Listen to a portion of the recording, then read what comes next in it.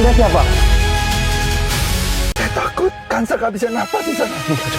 Tolong mundur semuanya. Fatan dan Pak Aksan mendapatkan informasi bahwa koper besar yang dibawa oleh Kenzi telah ditemukan di sungai. Mereka berdua segera pergi ke sana untuk menjemput Kansa. Pak Aksan benar-benar mengkhawatirkan Kansa. Dia takut Kansa tidak bisa bernafas di dalam koper yang tertutup rapat itu. Minggir, jangan ada mendekat.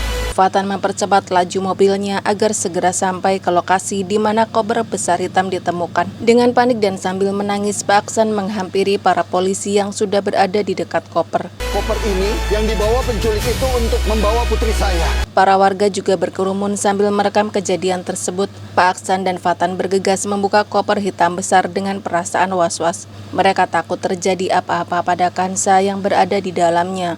Tetapi ternyata di dalam koper tidak ada Kansa. Hanya ada 2 potongan kayu lumayan besar di dalam koper itu. Pak Aksan, Fatan, dan semua orang yang sangat penasaran menjadi terheran-heran. Kenapa hanya ada kayu di dalam koper tersebut? Lalu di mana Kansa berada? Jangan banyak tanya. Ternyata Kansa telah diselamatkan oleh orang-orang suruhan seorang wanita misterius. Kansa dibawa ke sebuah villa mewah yang juga misterius. Tidak ada satu orang luar pun yang bebas keluar masuk ke area villa tersebut. Bahkan dokter yang memeriksa keadaan Kansa pun harus ditutup kepalanya dengan sebuah kain hitam ketika dijemput dan diantarkan kembali pulang. Area villa itu juga telah dipasang jammer sehingga tidak ada sinyal yang bisa diakses kecuali oleh handphone tertentu.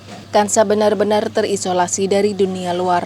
Tetapi wanita misterius itu bersikap sangat baik terhadap Kansa.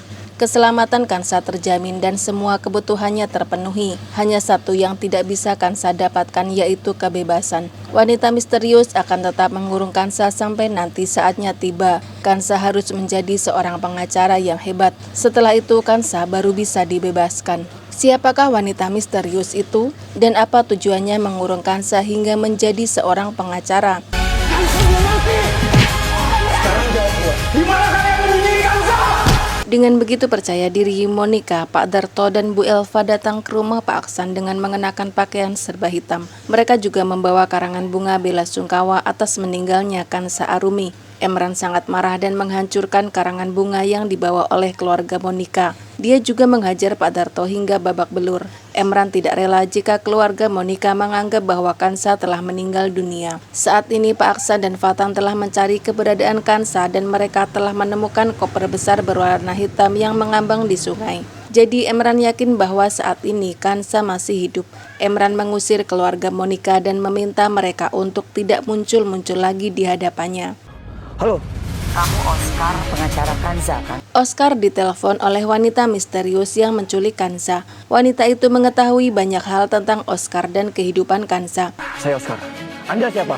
Jangan banyak tanya. Dia tahu bahwa Oscar adalah pengacara Kansa.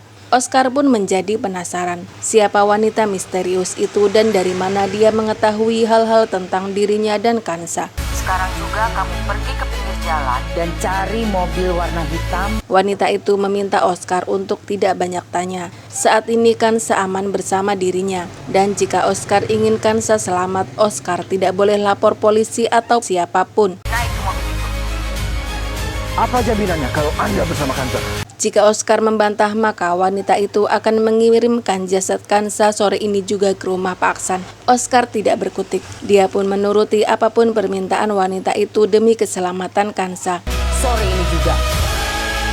Lalu wanita itu menyuruh Oscar pergi ke jalan raya dan mencari mobil hitam. Sesampainya di sana, Oscar langsung didorong masuk ke dalam mobil dan kepalanya ditutup dengan kain hitam.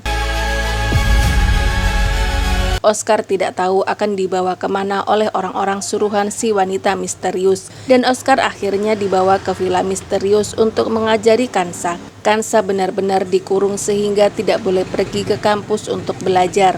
Dan Oscar lah yang akan menjadi dosen pembimbing Kansa hingga Kansa bisa lulus dan menjadi pengacara.